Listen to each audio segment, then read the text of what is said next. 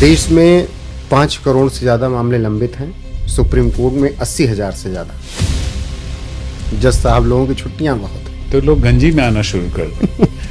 कि जो बड़े वकील हैं उनको थोड़ा सहूलियत मिल जाती है। कोई केस आता है, लिस्ट हो जाता है तुरंत। अफजल के टाइम पर रात को सुप्रीम कोर्ट खोलना उचित था। तो एक ग्रीवांस रह जाएगा ना कि आपने फांसी देने के बाद सुनवाई की। आपके पास डायरेक्ट कभी कॉल नहीं आया किसी का?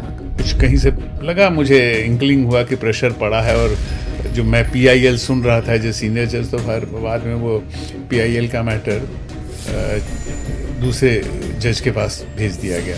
कॉलेजियम सिस्टम में भी बदलाव की कॉलेजियम गुंजाइश नहीं? सिस्टम, देश की स्थिति ऐसी नहीं है जहाँ पर कि बागडोर पूरे तरह से राजनीतिक पार्टियों के हाथ में दिया जा सके या सरकार के हाथ में। न्यायपालिका और कार्यपालिका के बीच का टकराव। किसी को न्यायपालिका से प्रेम नहीं है। कमजोर न्यायपालिका को सब चाह रहे हैं, ऐसा लगता है। सरकारों का दबाव होता है सर। रिटायरमेंट का जो टाइम आता है, 1 साल का मान लीजिए बचा, 1.5 साल बचा, तो क्या मन में ये आता है कि फैसले कुछ ऐसे सुनाए जाएं कि जो सरकार चल रही है उससे बना रहे सब कुछ? आप ही और हम में से जज बनते हैं। 90% बहुत स्ट्रांग लोग भी रहे हैं, अदरवाइज इंदिरा गांधी के खिलाफ फैसला नहीं आता। इसी जुडिशरी ने दिया था, प्रधानमंत्री थी।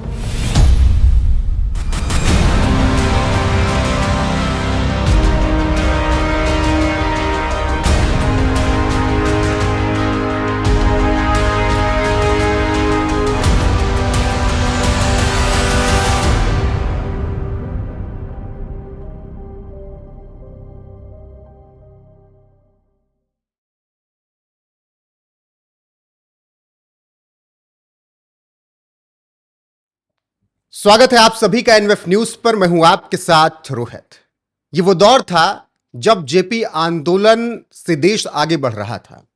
1974 में जेपी आंदोलन से देश आगे बढ़ते हुए जब 1975 और 1977 के बीच पहुंचा तो उस वक्त देश में इमरजेंसी थी। और इसी 1977 में एक तारीख थी 17 मार्च, और उस दिन एक शख्स जो कि वकील के रूप में नामांकित होते हैं, और वो सफर जो 17 मार्च 1977 से उनका चलता है वो जुडिशरी में 2016 तक आकर चलता है।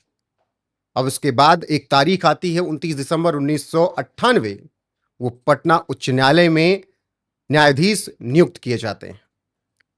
अब 17 अक्टूबर 2012 में इलाहाबाद हाई कोर्ट में वो फिर आते हैं, उनका तबादला होता है। इसके बाद देश की सर्वोच्च अदालत में 19 सितंबर 2013 को उनका तबादला होता है और वो न्यायाधीश नियुक्त किए जाते हैं। इस दौरान तमाम ऐसे फैसले रहे जिस पर उन्होंने टिप्पणियां की, फैसले सुनाए, और कुछ ऐसे भी रहे जिसको लेकर थोड़ा बहुत विवाद भी देश में उत्पन्न हुआ। तो आज एक ऐसी ही शख्सियत जो कि बेहद खास है, जिनके साथ बेहद ही दिलचस्प बातचीत होने जा रही है अगले कुछ घंटे तक, मेरे साथ हैं सुप्रीम कोर्ट के रिटायर्ड जस्टिस शिवा कीर्ति सिंह जी। बहुत बहुत स्वागत है सर आपका एनवेफ न्यूज पर। धन्यवाद रोहित। सर, सबसे पहला सवाल कि अभी लाइफ कैसे चल रही है 2016 से रिटायरमेंट के बाद? ईश्वर की बड़ी कृपा है, रिटायरमेंट के बाद का जीवन बड़े आनंद से गुजर रहा है। कुछ आर्बिट्रेशन करते हैं, लेकिन जितना वक्त अपने लिए चाहिए उतना मिल जाता है, तो इसलिए किसी भी प्रकार की शिकायत नहीं है। जुडिशरी मिस होती है थोड़ा बहुत अभी? अब मिस नहीं करते हैं, जो अपना नया रूटीन बन गया है वो अच्छा लगता है। लेकिन कुछ भी अगर न्यूज़ आता है तो इंटरेस्ट तो बना हुआ है। अभी भी जुडिशरी के बारे में पढ़ लेते हैं, जानने की कोशिश भी करते हैं कि क्या हो रहा है, और कभी मौका मिला तो अपने विचार भी व्यक्त कर देते हैं नए नए इश्यूज पे। जी, ये शुरुआत कहाँ से होती है? जब मैं पढ़ पाता हूँ तो सैनिक स्कूल तिलैया से ये शुरुआत मुझे दिखती है। अ, एक मिडिल क्लास फैमिली में 7 भाई बहन थे हम लोग। पिताजी पहले वकील थे, बाद में उन्होंने हायर जुडिशियल सर्विस ज्वाइन कर लिया था। लिमिटेड तनख्वाह थी, लेकिन गुजर बसर बढ़िया ही से चल रहा था। वो एडिशनल डिस्ट्रिक्ट जज बनते हुए बाद में हाई कोर्ट के भी जज बने और 79 में रिटायर किए। तो उनको पढ़ते लिखते बचपन में देख करके मेरी इच्छा हो गई थी कि मैं भी वकालत करूं। सैनिक स्कूल ऐसा इत्तेफाक था कि मेरी पढ़ाई ठीक नहीं चल रही थी। हम्म। पिताजी थोड़ा चिंतित रहते थे। तो जब चाइनीज़ वॉर के बाद हर राज्य में एक एक सैनिक स्कूल बनाए गए थे, ताकि यंगस्टर्स को आर्म्ड फोर्सेस की तरफ अट्रैक्ट किया जाए। तो 63 में तिलैया में सैनिक स्कूल बना, म, अविभाजित बिहार के लिए, जो झारखंड और बिहार उसमें मिला हुआ था। तो कोडरमा के पास तिलैया अब तो झारखंड में है, उस समय बिहार में था। तो मेरे पिताजी ने सोचा कि शायद हॉस्टल में रहने से पढ़ाई लिखाई अच्छी हो जाए। तो उन्होंने मुझे उस स्कूल में डाला, और मैं ईश्वर का धन्यवाद देता हूँ और पिताजी के लिए नतमस्तक हमेशा रहता हूँ कि बहुत सही निर्णय था। उससे मेरी पढ़ाई बहुत अच्छी हो गई। और अम, कुछ कारण से एनडीए तो मैं नहीं कर पाया, डिफेंस सर्विस, मोटा चश्मा भी लग गया था, दुर्भाग्य था। लेकिन सीनियर कैम्ब्रिज का इम्तहान मैंने फर्स्ट डिवीज़न में पास कर लिया था। चॉइस था मेरे पास इंजीनियरिंग का भी। हम्म। लेकिन मैं पटना कॉलेज में आर्ट्स ऑप्ट किया मैंने। और कॉम्पिटिटिव एग्जामिनेशंस के लिए भी रुचि मेरी नहीं थी। मैंने सीधे एमए और वकालत एक साथ ज्वाइन किया। और जैसा आपने बताया कि उस समय जयप्रकाश नारायण का आंदोलन ऐसा आ गया था कि हमें कम से कम 2 साल का नुकसान हुआ। हम्म। 75 की जगह हम 77 में वकालत में इनरोलमेंट कराए, और लगातार वहीं पटना हाई कोर्ट में वकालत किया, वहीं जज बने। उसके बाद इलाहाबाद में आकर के वहाँ के चीफ बने, फिर सुप्रीम कोर्ट आए, 16 में रिटायर किया।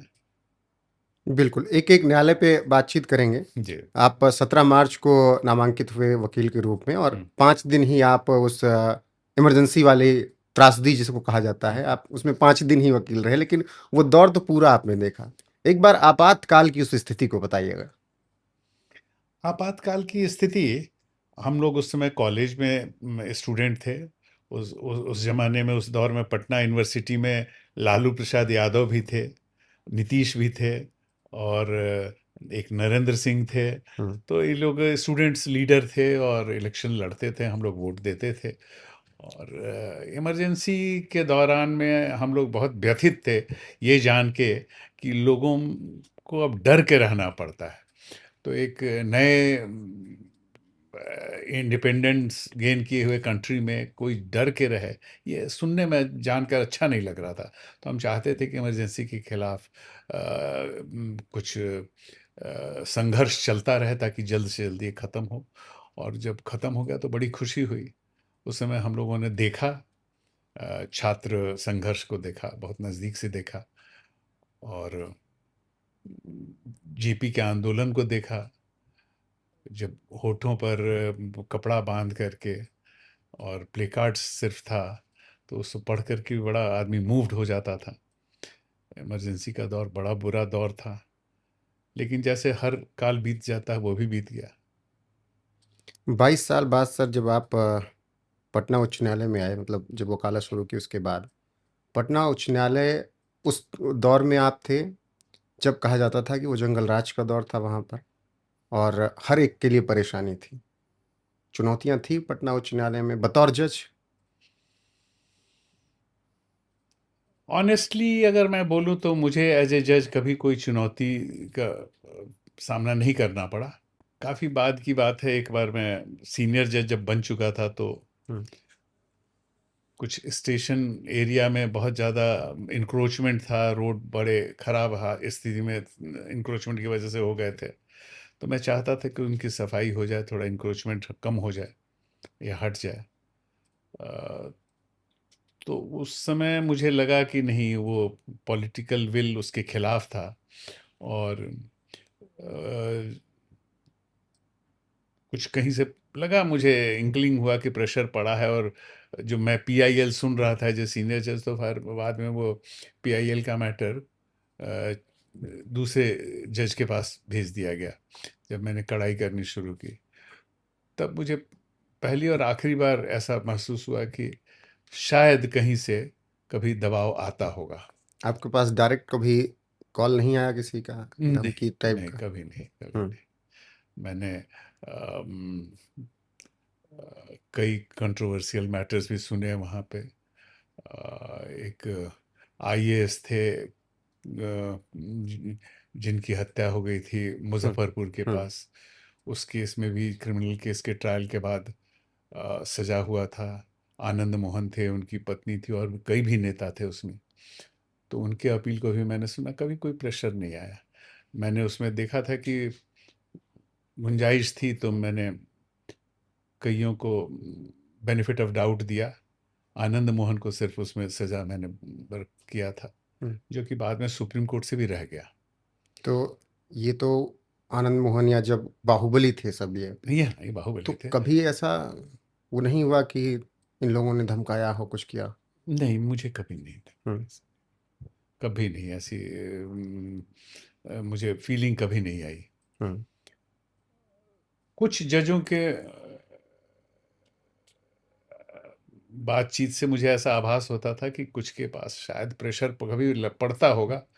तो सबों का अलग अलग बैकग्राउंड था, मैं नहीं कह सकता कि प्रेशर नहीं पड़ा होगा। जी लेकिन मेरा सौभाग्य था कि मुझे कभी प्रेशर नहीं पड़ा, मैंने अपने मन से डिसाइड किया। और सर, वो जो जंगल राज की एक बात होती है, उसकी तस्वीर आपने देखी होगी। हम्म। आज के दौर में अगर लोगों को बताना हो कि कैसा था, अगर आज के दौर के बच्चों को बताइए, कहते हैं कहाँ ऐसा होता रहा होगा कि दिन दहाड़े गोली मार दी, लूट लिया। ऐसा नहीं होता रहा होगा। किडनैपिंग का केसेस बहुत हो रहा था और रैंसम लेकर के छोड़ दिया जाता था। हम्म। जंगल राज का ये रूप हमने देखा है, नज़दीक से देखा है। और लगता था जैसे पुलिस इनएक्टिव हो गई है, निष्क्रिय हो गई है, या निष्प्रभावी हो गई है। तो जब तक पॉलिटिकल विल नहीं रहे, पुलिस या एग्जीक्यूटिव निष्प्रभावी हो ही जाती है। अब सर आप आते हैं 2012 में इलाहाबाद हम्म। हाई कोर्ट, मतलब कि बिहार, बिहार के बाद इलाहाबाद। हम्म। हालांकि 2012 तक उत्तर प्रदेश बहुत बदल गया था, लेकिन इलाहाबाद हाई कोर्ट में भी चुनौतियां बहुत रही होंगी। कोई ऐसा केस जो कि बहुत चुनौतीपूर्ण रहा हो आपके लिए? हम्म, उस समय मुझे कोई ऐसा केस नहीं मिला था। जो नॉर्मल रूटीन केसेस थे वो हम्म। मैं देख रहा था। पेंडेंसी बहुत ज़्यादा थी, कोर्ट रूम में जगह की कमी थी, रिकॉर्ड रखने की जगह कम थी। लेकिन सौभाग्य था कि एक बिल्डिंग जो करीब करीब बन के तैयार था वो उस समय मिल गया, तो मैंने रिकॉर्ड्स वहाँ रख दिए, हटवा दी के अपने मेन कोर्ट से, तो जगह भी कुछ बन गई थी। और सिर्फ एक कुंभ का अनुभव मैंने किया उस समय, हम्म। क्योंकि सब लोग डर जाते हैं कि लॉ एंड ऑर्डर कैसे मेंटेन होगा। तो हमें लगता है कि 13 में था कुंभ, हाँ बारह जी। तेरह के आसपास।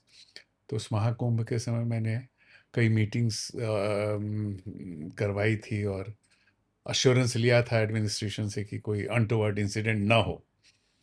और खुशी की बात थी कि लगभग वो सही ढंग से हो गया था। सब लोग अपने आप में सहमे हुए थे। एक घटना जी हुई थी उस समय कि रेलवे रेलवे स्टेशन। स्टेशन पे एक भगदड़। छोटा सा वाकया हुआ था, प्लेटफॉर्म चेंज करने हम्म। का। तो मैंने सलाह दिया था मुख्यमंत्री को कि आप अलग अलग स्टेशन पर खुलवाएं, पूर्व के लिए अलग स्टेशन रखें, पश्चिम के लिए अलग रखें, रेगुलर ट्रेन के लिए अलग रखें। बाद में वैसा उन लोगों ने किया। हम्म। अच्छा, अभी मैं कुछ दिन पहले ही प्रयागराज से वापस आ रहा था, तो मेरे ही केबिन में ट्रेन में एक वरिष्ठ वकील साहब थे, और उन लोगों की बातचीत चल रही थी कि बहुत ज़्यादा प्रेशर है इलाहाबाद हाई कोर्ट पर। बेंच तो है लखनऊ की, हम्म। लेकिन लखनऊ में दो तीन जिलों की ही वो लगती हैं, लिस्टेड होती हैं। इलाहाबाद हाई कोर्ट पर इतना प्रेशर है कि अब उसको बांटना चाहिए, लखनऊ पे और डिपेंडेंट देनी चाहिए, या फिर मेरठ की तरफ, इधर की तरफ हाई कोर्ट होना चाहिए। आपको क्या लगता है कि बहुत ज़्यादा प्रेशर इलाहाबाद हाई कोर्ट पर, इतने बड़े राज्य? इसका मुझे एडमिनिस्ट्रेटिव एक्सपीरियंस है। जी। और जो पहले ओरिजिनली 10 या 12 थे, शायद 16 जिले लखनऊ के अंडर में आते हैं। लेकिन पूरा उत्तर प्रदेश बहुत बड़ा है, बाकी सारे इलाके इलाहाबाद के अंडर में आते हैं। इसमें वकीलों का बड़ा प्रेशर रहता है कि इलाहाबाद से कोई भी मैटर बाहर न जाए। हम्म। और उस प्रेशर की वजह से कोई भी नया निर्णय लेने में कठिनाई है सरकार को भी और हाई कोर्ट को भी। क्योंकि जहाँ ये चर्चा शुरू होती है तो प्रोटेस्ट शुरू हो जाता है कि हाई कोर्ट का काम बंद करो। तो अभी तक उस पे कुछ ध्यान से सोचा नहीं गया है। और एक, अगर मेरे ख्याल से एडमिनिस्ट्रेटिवली एक और इसका अगर खोलना समझा जाए उचित, तो वो आगरा ठीक होगा। हम्म, आगरा का लोकेशन है और आगरा का बैकग्राउंड है। और किसी समय में बहुत पहले ब्रिटिश टाइम में आगरा में हाई कोर्ट की बिल्डिंग बनने के पहले लखनऊ इलाहाबाद में वहाँ से कोर्ट ने काम किया था। तो आगरा का लोकेशन बढ़िया है। बहुत ज़्यादा दिल्ली के नज़दीक आने पे फिर वहाँ के लोगों को हम्म, फ़ायदा नहीं होगा। मतलब बीच दूर में दूर रहेगा पड़ तो। जाए, बीच में रहेगा तो ठीक है। हम्म। अब 19 सितंबर 2013 देश की सर्वोच्च अदालत में आप न्यायाधीश नियुक्त किए जाते हैं, जो देश की दिशा और दशा तय करते हैं, सबसे माननीय भी हैं। और ऐसे में आपने यहाँ पर 3 साल अपनी सेवा दी। उस दौरान कौन कौन से ऐसे फैसले रहे जो कि आपको लगा कि इस फैसले में आपने थोड़ा कुछ और हो सकता था? जैसे मैं बात करूं एनजेएसी की, विवाद बहुत रहा और अभी भी है। वो फैसला बाद में आया। हम्म, मैं कुछ दिनों के लिए उसमें एसोसिएटेड रहा हूँ। हम्म, एनजेएसी का फैसला कंट्रोवर्शियल था। और मेरे ख्याल से उस हालात में फैसला सही था। हम्म, जब तक राजनीतिक परिपक्वता नहीं आ जाती है हमारे देश में, तब तक कुछ एक्स्ट्रा ऑर्डिनरी स्टेप्स की ज़रूरत रहती है कि हाईएस्ट कोर्ट इंडिपेंडेंट रहे। क्योंकि वैसे भी प्रेशर बहुत है, तरह तरह की के विवाद आ जाते हैं सुप्रीम कोर्ट में। हाई कोर्ट ना जाके सीधे पार्टियां पहुंच जाती हैं सुप्रीम कोर्ट में। बहुत बड़े लोग भी वही चाहते हैं कि सीधे सुप्रीम कोर्ट उनकी बात सुने। हम्म, तो इस तरह के प्रेशर में उसका कहीं से भी ये पब्लिक परसेप्शन नहीं होना चाहिए कि ये इंडिपेंडेंट नहीं है। हम्म, तो अपॉइंटमेंट प्रोसेस से शुरू होता है इंडिपेंडेंस पर असर। तो अभी ये मेरे हिसाब से परिपक्वता नहीं आई है हमारे राजनीतिक जिंदगी में इस देश के, हम्म, कि अपॉइंटमेंट हम पब्लिक इलेक्शन से करवाएं या पब्लिक रिप्रेजेंटेटिव के थ्रू करवाएं। अभी सबसे भरोसे के लोग चाहिए, ना कि बेस्ट ब्रेन्स।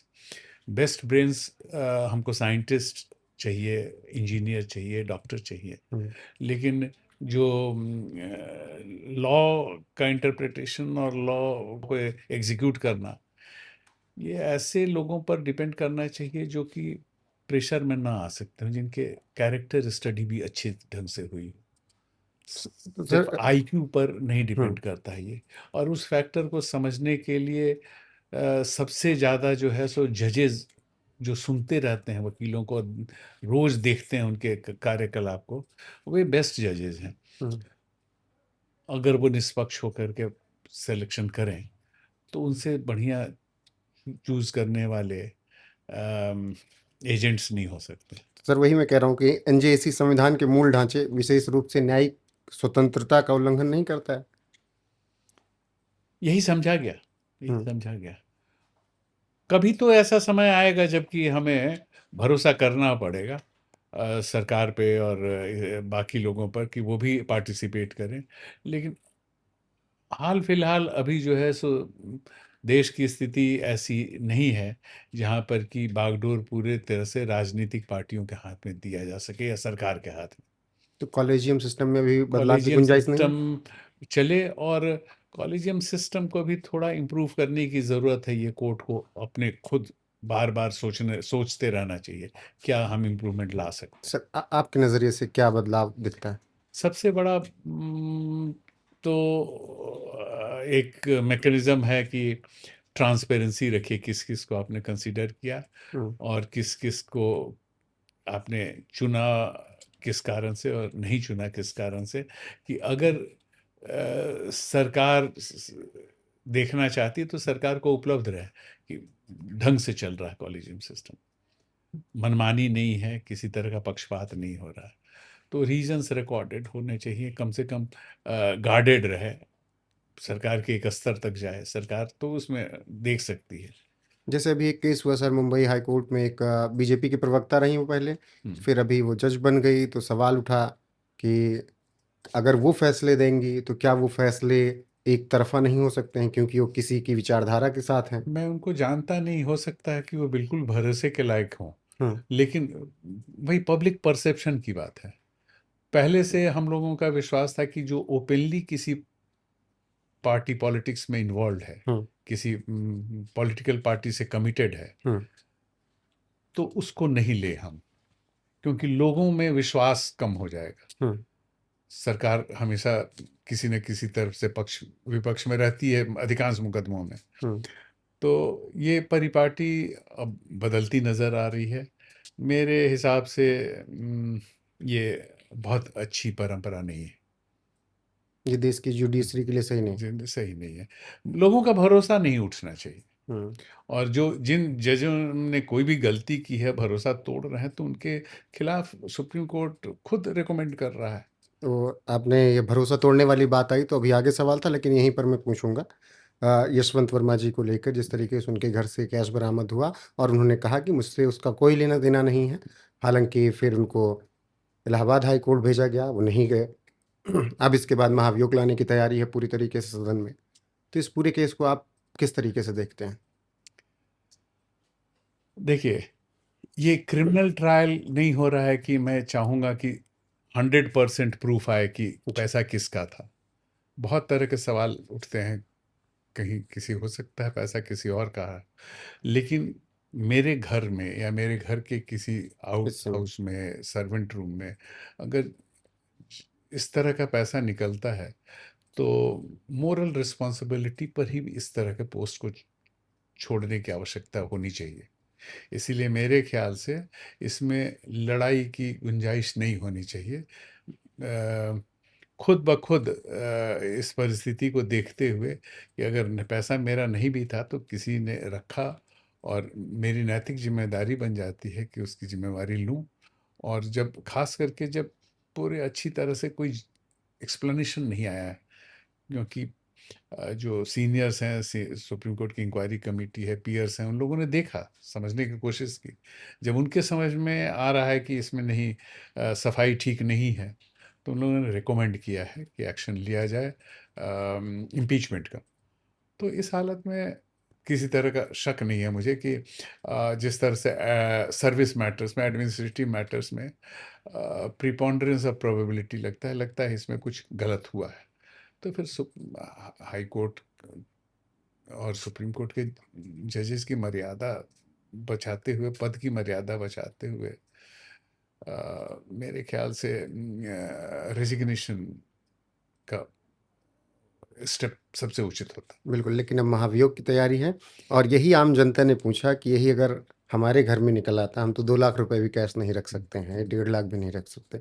हमारे यहाँ निकल आता पैसा, तो फिर हमारे साथ क्या होता है, ये तो हमें भी सुप्रीम नहीं मालूम। कोर्ट ने तो अपना रिकमेंडेशन उनके खिलाफ दिया है, हम्म। लेकिन पुलिस और बाकी तो महकमा सुप्रीम कोर्ट के अंडर में नहीं है। हम्म। ये तो सरकार की जिम्मेवारी बनती है कि क्या एक्शन और आगे लिया जाए, नहीं लिया जाए, किस तरह का एविडेंस आया है, नहीं आया है, इसकी जानकारी। हम जुडिशरी में अपने इमेज को बचा करके रखें, ये जरूरी है, हम्म। और इसलिए सुप्रीम कोर्ट का स्टेप बिल्कुल जायज लग रहा है। सर, आप मानते हैं कि आधार की अनिवार्यता जरूरी है? आधार का प्रैक्टिकल यूज़ बहुत अच्छा मुझे लगता है। आइडेंटिफिकेशन बहुत ज़रूरी है, लेकिन आइडेंटिफिकेशन से ज़्यादा और कम नहीं। हम्म। वो एक सिर्फ आइडेंटिफिकेशन का सबूत है, उससे ज़्यादा का सबूत नहीं कि आप कौन हैं। नागरिकता का सबूत नहीं हो सकता? नागरिकता का सबूत नहीं होना चाहिए, और ना रेसिडेंस का सबूत होना चाहिए। उसमें बहुत फेक चीज़ बन जाते हैं। हम्म। उसका लिमिटेड पर्पस है कि वो आइडेंटिटी हो, हम्म। बायोमेट्रिक्स से क्लियर हो कि ये आप हैं जो इसमें लिखा गया है। और उसका यूज़ जो है, सो जहाँ ज़रूरी हो वहीं किया जाए, बिना ज़रूरत के सर्विलेंस के लिए और स्टेट के फ़ायदे के लिए या टैक्स नेट्स बढ़ाने के लिए। ये सब जो है सो थोड़ा सस्पिशन पैदा करता है। डेमोक्रेसी में उसके लिए आपके पास अलग मशीनरी, हर मशीनरी को अपना काम अलग करना चाहिए। एक अगर सारे पावर्स एक जगह कंसंट्रेट हो जाएं तो डिक्टेटोरियल फीलिंग होती है। इसी तरह आधार में भी उतनी चीज़ें नहीं जुट जानी चाहिए कि उसी के आधार पर आप किसी के खिलाफ कार्रवाई को शुरू कर दीजिए।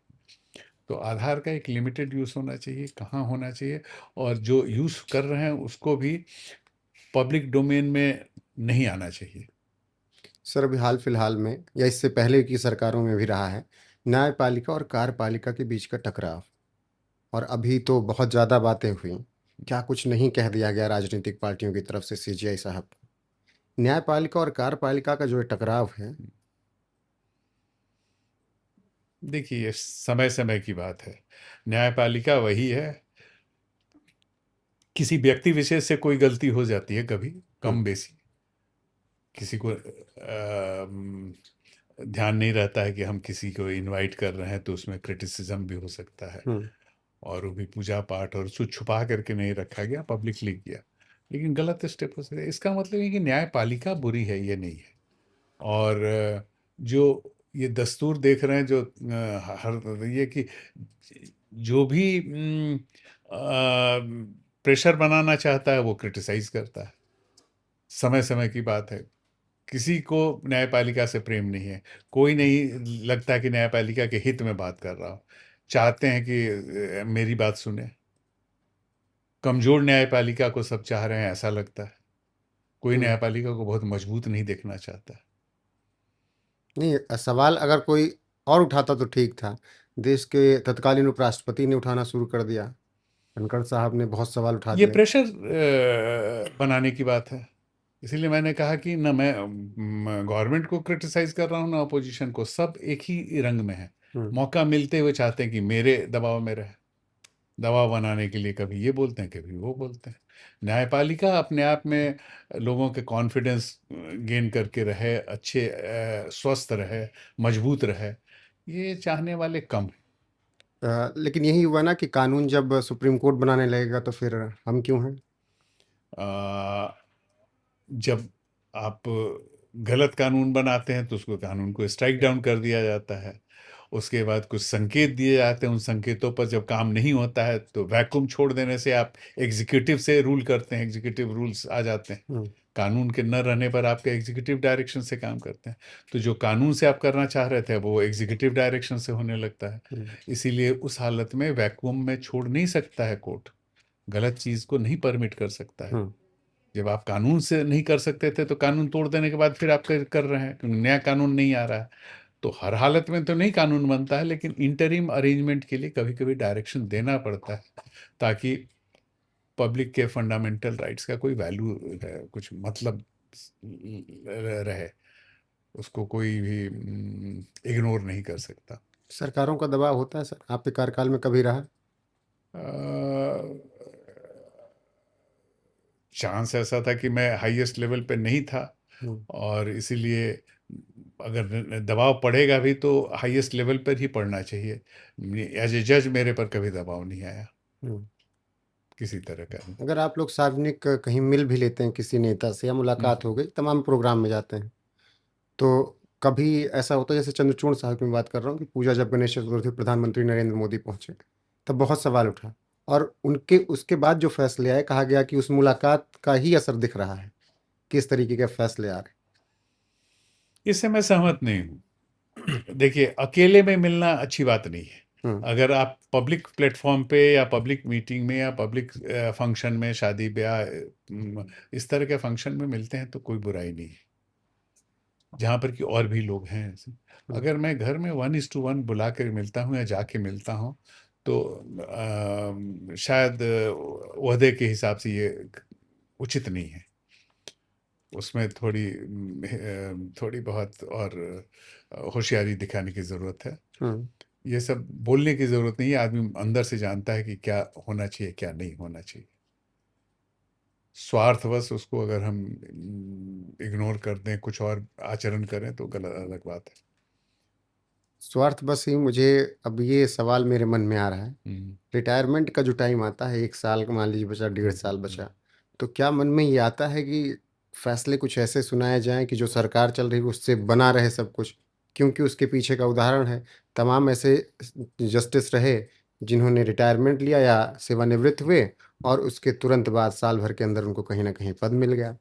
देखिए, हमारे हिसाब से 10% से भी कम ऐसे केसेस दिखते हैं। हम्म, तो 10% से कम दिखना मेरे हिसाब से ये बताता है कि हमारा सिस्टम मजबूत है, हम्म, हमारी कोर्ट मजबूत है, डेविएशंस आते हैं। हम्म, और इसके पीछे कारण है कि आदमी बहुत तरह की सहूलियत चाहता है। कभी कभी छोटी छोटी सहूलियतों के लिए भी लोग लगता है कि कॉम्प्रोमाइज़ कर रहे हैं या करना चाह रहे हैं। तो इसका भी सरकार के पास ही इलाज है। मेरे हिसाब से 2 से 3 साल कूलिंग ऑफ पीरियड प्रिस्क्राइब होना चाहिए, कि रिटायरमेंट के बाद 2-3 साल तक कोई काम नहीं देंगे।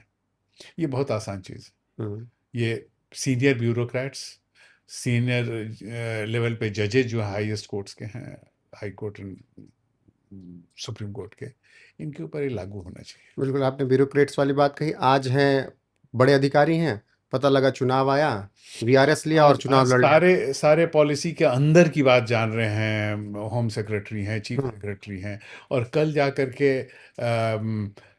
विधानसभा किसी चुनाव, नहीं, सांसद का किसी चुनाव लड़। बिजनेस हाउस के लिए काम कर रहा है, हम्म, सरकार में काम कर रहे हैं। इनका तो कूलिंग पीरियड और स्ट्रांग होना चाहिए, not even in private jobs, contract में होना चाहिए, सर्विस रूल्स में होना चाहिए। और इस तरह का जजेस पर भी होना चाहिए, कूलिंग ऑफ पीरियड होना चाहिए। एक वाकया मुझे याद आता है, जी। जब मैं सुप्रीम कोर्ट में नया जज बना था, तो उस समय प्रणब मुखर्जी साहब हम्म, राष्ट्रपति थे। प्रेसिडेंट। उन्होंने बड़ी एक हेल्दी परंपरा शुरू की थी। नए जज बनते थे तो अगर उनकी वाइफ भी हैं तो हस्बैंड वाइफ दोनों को बुलाते थे, और जिनकी वाइफ नहीं अवेलेबल है किसी कारण से, तो अकेले जज साहब को बुलाते थे चाय पे। तो मुझे और मेरी पत्नी को भी इस तरह का एक न्योता मिला। हम लोग गए बड़े उत्सुकता के साथ, और मैंने सोचा था कि 5-10 मिनट लगेंगे, चाय पियेंगे, आ जाएंगे। लेकिन प्रणब मुखर्जी जितने अच्छे जानकार व्यक्ति थे, उतने ही कर्टियस होस्ट थे। देखकर बड़ी खुशी हुई। हम लोगों ने में 40-45 मिनट से कम नहीं वार्तालाप हुआ। उनके सामने भी और बातों के अलावा मैंने ये इस बात को रखा था। उन्होंने पूछा था कि आप कुछ सजेशन देना चाहेंगे, तो मैंने कहा था कि अभी तो मेरा रिटायरमेंट बाकी, अभी तो आया हूँ, लेकिन मैं चाहता हूँ कि कूलिंग ऑफ पीरियड जो है सो जजेस के पास लगे। हम्म, और इसका फ़ायदा ये होगा कि लोग जो उंगली उठाते हैं कि रिटायरमेंट के बाद पहले कुछ तरह के फैसले को लोग कहते हैं कि नहीं इसी कारण से दिया होगा, वो कम हो जाएगा। और जजेस पे प्रेशर भी कम हो जाएगा, क्योंकि वो जानते हैं 3 साल कुछ नहीं दे सकते हैं ये। हम्म। 3 साल बहुत लंबी अवधि होती है। तो कम से कम 2 साल, अगर 3 साल रखिए, आप किसी तरह का जॉब नहीं ले सकते। जजेस में बायसनेस होती है। They come from the same society. आप ही और हम में से जज बनते हैं, हम्म, वकील बनते हैं, फिर वकील से जज बनते हैं। तो ऐसा कोई अलग से तो वो कहीं से आए नहीं है। वो टाइम टेस्टेड है, मैच्योर्ड हैं, लॉ की अंडरस्टैंडिंग है। लेकिन ह्यूमन वीकनेसेस से ऊपर उठ जाना सबों के लिए संभव नहीं है। तो हम्म। मैंने कहा था 10% तो दिखता है, 90% बहुत स्ट्रांग लोग भी रहे हैं। अदरवाइज इंदिरा गांधी के खिलाफ फैसला नहीं आता, इसी जुडिशरी ने दिया था, प्रधानमंत्री थी। हम्म। तो इसीलिए हमें भूलना नहीं चाहिए कि हमारी जुडिशरी ने बहुत बढ़िया बढ़िया काम किया है। लेकिन जब एक भी कुछ ऐसा होता है तो नहीं, सवाल दस उठाते परसेंट तक हम बोल रहे हैं, लेकिन हैं। Exceptions do not make the rule. हमारे इंस्टीट्यूशंस बड़े अच्छे हैं, हम्म, और उस इंस्टीट्यूशन में स्ट्रेंथ भी है, हम्म। और कोई नहीं चाहता कि इतना स्ट्रांग रहे इंस्टीट्यूशन, सर, जुडिशरी को छोड़कर। सरकारें नहीं चाहती हैं। हाँ, जुडिशरी को छोड़कर। हाँ। हमारे पास आदमियों की कमी हो जाती है, हमारे पास बिल्डिंग की कमी हो जाती है, हमारे पास अपॉइंटमेंट्स टाइम पर नहीं होते हैं, 1/3 वैकेंसीज खाली रहती है। इसका असर तो सीधा है कि हम कमज़ोर हो जाते हैं। हम्म। और वो मेरे हाथ में नहीं है, बोल सकते नहीं होगा। अच्छे अच्छे बात हो जाती हैं, उसके बाद इम्प्लीमेंट करना मुश्किल हो जाता है। जैसे सर, मैं इसलिए बायसनेस वाली बात पूछ रहा था। तत्कालीन सीजीआई डीवाई चंद्रचूड़ साहब ने राम मंदिर का फैसला देने से पहले ये किया था, और बाद में उन्होंने बताया कि जब समाधान नहीं मिला तो भगवान के सामने बैठ गया था, और उसके बाद मैंने जाकर फैसला दिया। तो सवाल ये उठा कि क्या बैस्ड होकर उन्होंने फैसला दे दिया। मुझे भरोसा नहीं है कि ऐसा उन्होंने किया होगा। वो जुडिशली ट्रेंड माइंड है, जो भी किया उन्होंने सोच समझ के किया है। भगवान की याद उनको कभी आई होगी जब इस तरह की बात उठी तो भगवान कोई आदमी हमेशा करता है, डिफिकल्ट टाइम्स में करता है, लेकिन गलत काम करने के लिए नहीं करता है। हम्म। वे जरूर मन में सोचकर उन्होंने जो फैसला दिया होगा कि ये सही कर रहे हैं। हम्म। जुडिशियल ट्रेंड माइंड कभी ये नहीं करता है कि जो हमारे दिमाग में आ रहा है सिलसिलेवार एक लॉजिकल कानून को दिमाग में रखते हुए उसको छोड़ करके हम कुछ दूसरा कर दें। ये तब होता है कि नहीं मुझे इंट्यूशन आ गया। इंट्यूशन से नहीं आता है, उनके बहुत वेल ट्रेंड माइंड है, उन्होंने सोच समझ के बाद में लगा होगा कि शायद ये दिमाग में मेरे विचार भगवान ने दिया है, लेकिन भगवान को मैं बीच में लाना उचित नहीं समझता हूँ। भगवान के आधार पर हम लोग फैसला नहीं करते हैं, करना उचित भी नहीं है। जजेस के लिए भी लॉ होते हैं। जजेस सारे लॉ से बने हुए हैं, हम्म। उन पर ज़्यादा रिस्पॉन्सिबिलिटी है कि वो उनका आचरण और भी ऊपर रहे, पब्लिक परसेप्शन ठीक रहे, पब्लिक में उनका कंडक्ट अच्छा रहे 24 घंटे। हम्म। अब जैसे सर वही बात होती है, जब मैं कॉलेजियम की बात कर रहा था, नेपोटिज्म की बात होती है, हम्म। और बात मैंने होती है कहा कि सारे जजेस इसी सोसाइटी को बिलोंग करते हैं, हम्म। इसीलिए कुछ नियम बनने चाहिए। मैं चाहता हूं कि कॉलेजियम सिस्टम में इम्प्रूवमेंट हो। 300 परिवार से ही क्यों आए जे?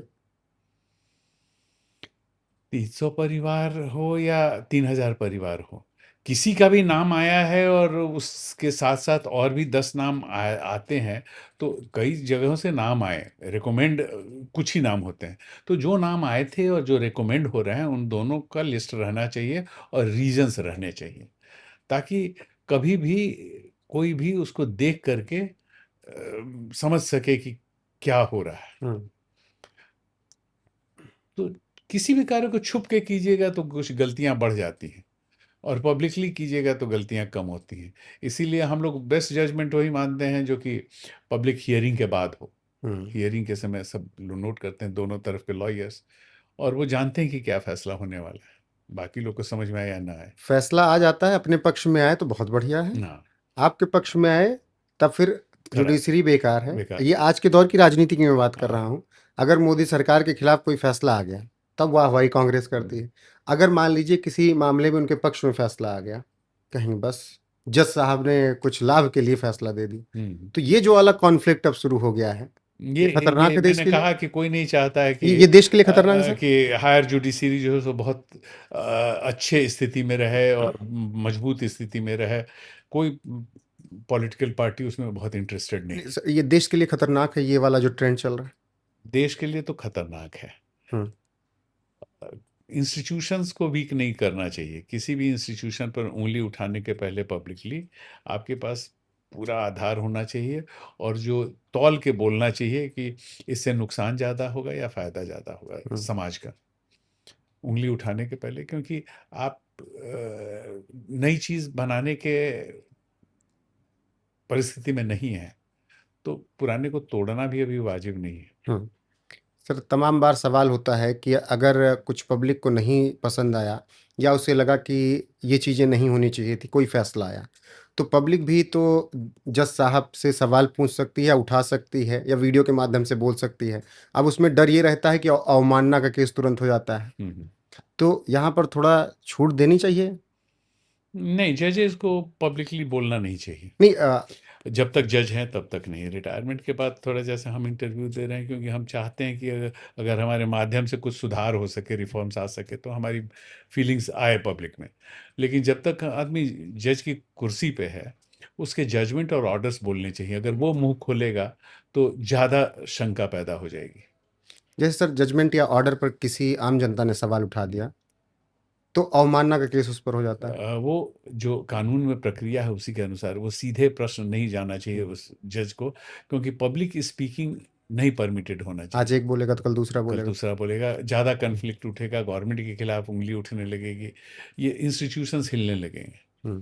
इसीलिए उनको बोलना वाजिब नहीं है जब तक वो जज हैं। और उनको अगर कभी बहुत तकलीफ हो रही है तो जो मौका मिलता है तो ऑर्डर में बोले कि हम्म। मैंने इस कारणों से ये फैसला लिया।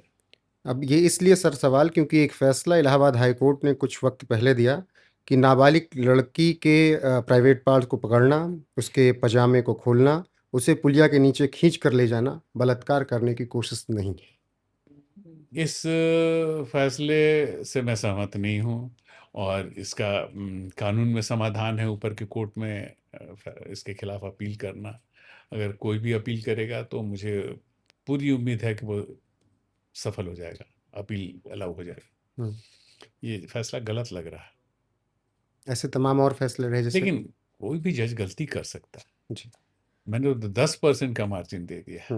लेकिन वही होता है ना, जो बेस्ट होते हैं अगर उनसे एक गलती हो गई तो वो ज्यादा दूर तक जाती है। बेस्ट नहीं है। देखिए हमारे यहाँ जितने, आप कहाँ से रिक्रूट करते हैं? ग्राउंड क्या है? हम्म, वकील है। वकीलों से हम 50% लेते हम्म, हैं, 50% ज़्यादा, 66% लेते हैं, 70% लेते हैं, बाकी जुडिशियल ऑफिसर से लेते हैं। वे सब तो इसी समाज से पढ़े हुए हैं, यहीं के लॉ ग्रेजुएट्स हैं, यहीं के वकील हैं। तो सबकी समझदारी बराबर नहीं होती, और कभी कभी परिस्थिति को समझने में भी गलती होती है, कभी कभी कानून के इंटरप्रिटेशन में भी गलती होती है। तो अगर जेन्युइन मिस्टेक हो रहा है तो कभी कभी ओवरलुक हो जाता है, वकीलों को ध्यान से नहीं सुने। है तो कानून में सारे प्रावधान हैं, लेकिन जरूरी नहीं कि उस समय आपके दिमाग में सारी बातें स्पष्ट हों और समझदारी अच्छी हो। कुछ की समझदारी भी कमजोर होती है। तो इसीलिए जब तक बैड मोटिव नहीं हो तब तक मिस्टेक्स पर हम बहुत ध्यान नहीं देते हैं। मिस्टेक्स तो करेक्ट करने की प्रक्रिया है हमारे यहाँ, रिव्यू है, रिवीजन है, अपील है, रिट है, बहुत तरह के प्रावधान हैं जिससे कि गलतियों को सुधारा जा सकता सर अक्सर ये भी देखा जाता है कि निचली अदालत के जो फैसले होते हैं है। वो सुप्रीम कोर्ट आते आते पलट जाते हैं।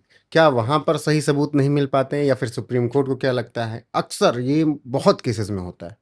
ये ज़्यादातर क्रिमिनल केसेस में होता है। जी। सिविल केस में ऐसी बात नहीं है। हम्म, सिविल केस में सबूत जो है, उन उनको एनालाइज करना, एग्जामिन करना हर कोर्ट के लिए आसान है। हम्म, क्रिमिनल केस में अप्रिसिएशन ऑफ एविडेंस का हर जगह जो है सो स्टैंडर्ड बदल जाता है। हम्म, कई बार लोअर कोर्ट्स में जजेस को उतनी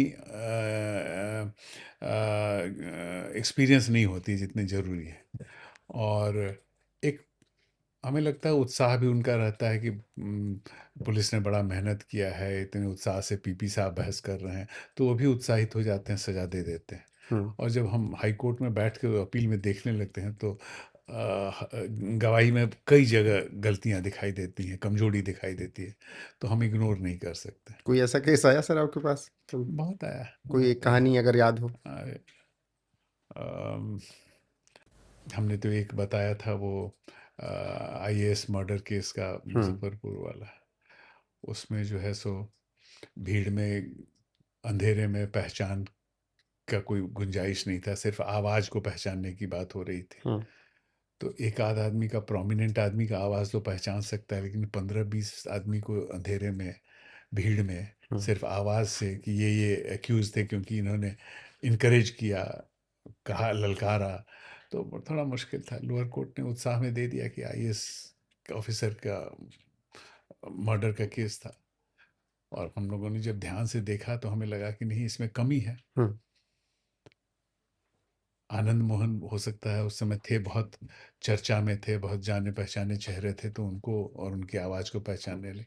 बाकी लोगों को किसी ने नहीं देखा था, आवाज़ से बात हो रही थी, या सिर्फ भीड़ में खड़ा देखा था।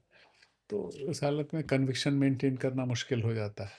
तो ऐसे हमारे पास केसेस का नाम याद नहीं, लेकिन मैंने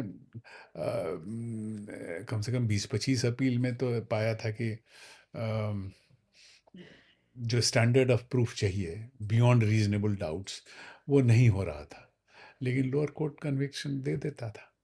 सर जी। वहाँ से अगर एक्विटल हो जाता है तो ऊपर में कन्विक्शन होना ज़्यादा मुश्किल है।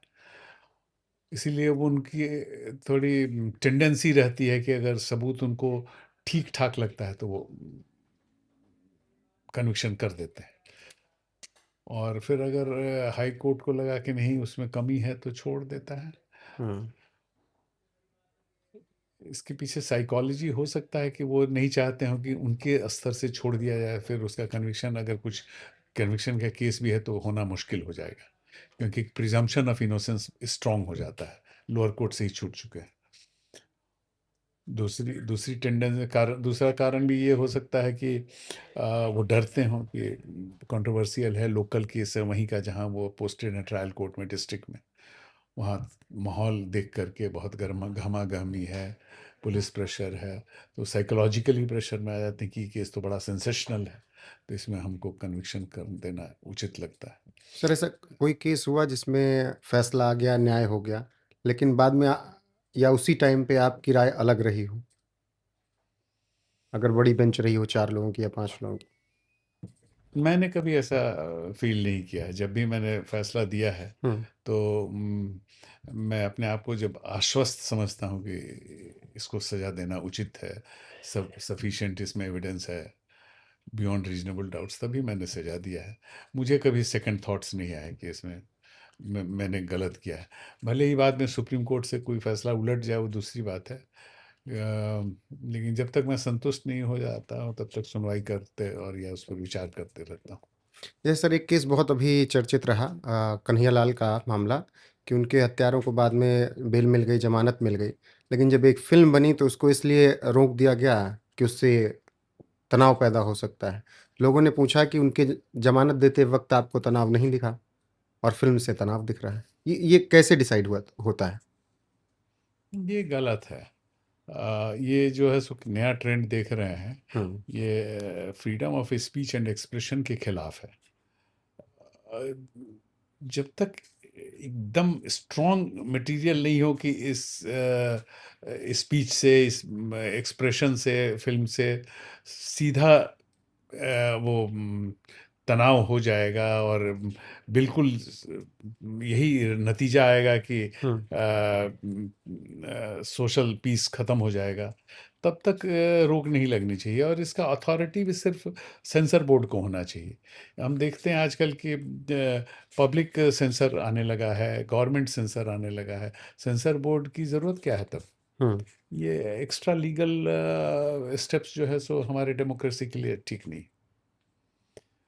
हमारे freedom of speech and expression को जो वैल्यू मिलना चाहिए वो सरकार को देना चाहिए, और इस तरह की टेंडेंसीज को सरकार को कर्व करना चाहिए। हम्म। कोर्ट में ये मामला आने पर कोर्ट को भी थोड़ा कड़ाई लेना चाहिए, और रुख हमेशा in favour of maintaining freedom of speech and expression होना चाहिए। 16 में आप रिटायर हुए सर, 18 में देश में पहली बार ऐसा हुआ कि सुप्रीम कोर्ट के जजों ने प्रेस कॉन्फ्रेंस की, एक कहा था। अंदर की बात तो उसके बाद बहुत ज़्यादा निकल कर नहीं आई, जितना बोला गया वही समझ में आया। कुछ तो मुझे याद पड़ रहा है। देखिए, जब वो 10% या 5% जो कमजोर कड़ी रहती है, हम्म। वो अनफॉर्चुनेटली अगर ऊपर लेवल तक पहुंच गई है हम्म। तो उसका बड़ा इसी तरह का दुष्परिणाम निकलता है। और हर चीज़ के पीछे कुछ न कुछ तो कारण होता ही है। ऐसा नहीं होना चाहिए था, हो गया तो दुर्भाग्यपूर्ण है। हम्म। कमी थी तभी ऐसा हुआ। अब सर आते हैं थोड़ा और सवालों पर, और ये सवाल ऐसे, सबसे पहले संविधान को लेकर। हम्म। संविधान जब बना तो संविधान सभा ने सेकुलर और समाजवाद शब्द नहीं रखा था, हम्म। बाद में जोड़ा गया आपातकाल के दौरान, हम्म। और देश सेकुलर और समाजवाद हो गया। आज मांग हो रही है कि संविधान से ये दो नाम हटने चाहिए, ये हम्म। दो शब्द। हम्म। समाजवाद का अगर आप डेफिनेशन पूछें तो जो लोग कह रहे हैं कि इसको हटना चाहिए, उनको वो भी डिफाइन नहीं कर पाएंगे। हम्म। समाजवाद जो है सो ऐसी टोपी है जो किसी के सर पे आप फिट कर दे सकते हैं। कोई सरकार ऐसा नहीं बोलेगी कि हम समाज के खिलाफ हैं, बिल्कुल। और जो समाज का केयर करता है वो समाजवादी है। हम्म। तो समाजवाद से लड़ाई नहीं है, हम्म। यह है कि उस पॉलिटिकल पार्टी ने क्यों लाया ये, हम्म। इसके खिलाफ हमें अविश्वास करना है। आज भी कोई नहीं बोलता है कि हम सेकुलर नहीं हैं। सेकुलर की परिभाषा क्या हो, इस पे लड़ाई होती है।